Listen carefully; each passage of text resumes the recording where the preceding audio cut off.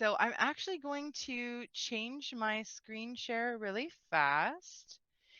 And today we're going to talk to you about some of our holidays in the United States. We want to share some of our culture and our celebrations with you. And so before we start talking a lot about the culture, I want to talk about some of the vocabulary that you might hear in the presentation. So let me share this one.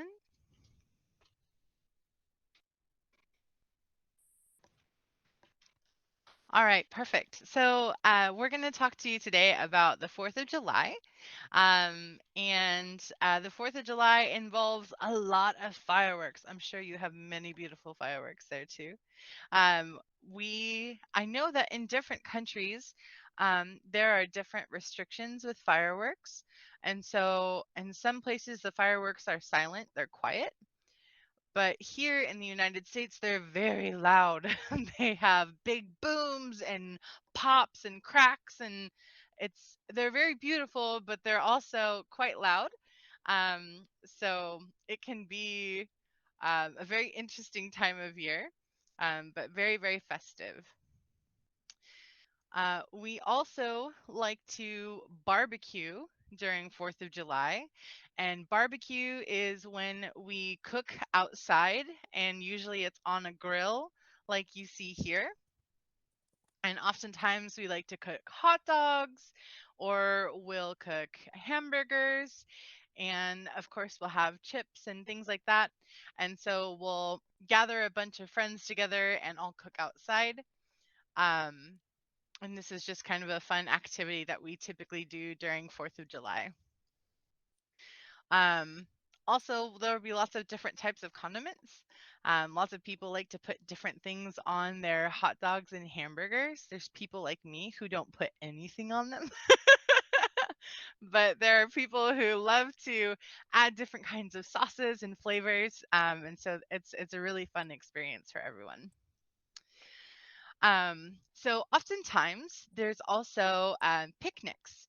And this is when it can be part of a barbecue where you're eating outside, or it can be a meal that has been prepared in advance and packed. And then they will typically eat in like a park or maybe on a beach or somewhere grassy, somewhere where it's nice to sit. And like you see in this picture, there's usually some kind of ground cover, like a blanket or something that they can sit on and nicely enjoy the meal together. This is a sparkler. This is one of the safer fireworks that we have. It's still fire, so we still have to be very careful. But one of our, I say our, but maybe I think a thing that lots of kids like to do is they try to write letters in the sky with their sparklers. If you move your hand fast enough, you can make letters with the light. And so a lot of times you'll see kids doing this for 4th of July. So this is a really fun little activity. Oops, sorry. We also have parades. Oops, going too far. Oh, I'm so sorry. Okay. Pool parties. So if you're not having a picnic, you might be having a pool party, which is super great. Uh, July is very hot. Oh my goodness, it's so hot, especially in California. So if we have an opportunity to get together around water, um, we'll have our a pool party and enjoy maybe a barbecue next to the pool or next to a place where we can uh, take a swim and be refreshed. You'll also see parades to celebrate 4th of July. And so in parades, there's lots of decorations and people who are dressing up. You'll see like this car has a bunch of decorations on it. You'll see lots of people going through parades. You can tell how hot it is because some of these kids don't look so excited to be there. Uh, but It's really fun when you're a kid and you get to watch the parades go by because some of these floats are so big and they have so many decorations. It's really fun and pretty. And then, of course, for our band people, uh, some of the high schools will actually volunteer to participate in the parade. And so you will actually play your instrument as you march through the parade. And so different school groups will be there, and it's a lot of fun. These are parade floats. So it's kind of like a big cart that gets pulled along through in the parade.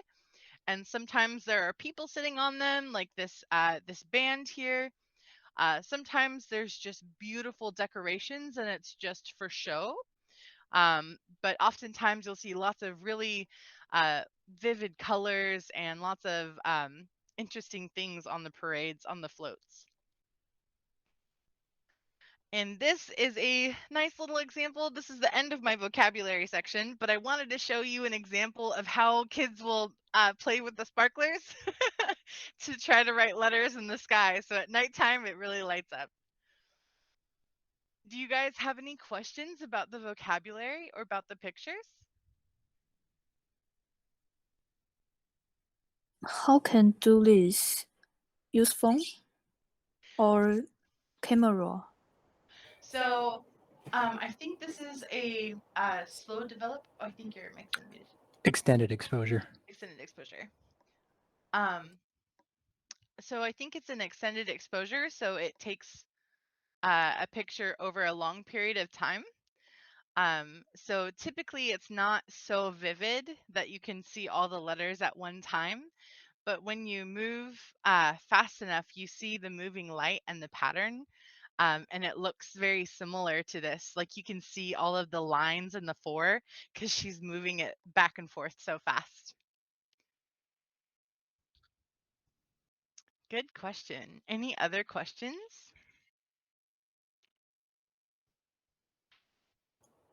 I think before somebody had mentioned they really like science.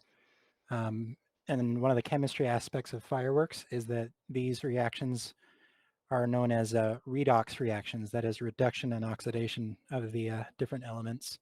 Some elements have a particular color when they have a certain oxidation state.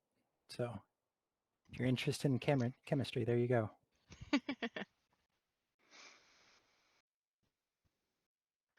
All right. Any last questions?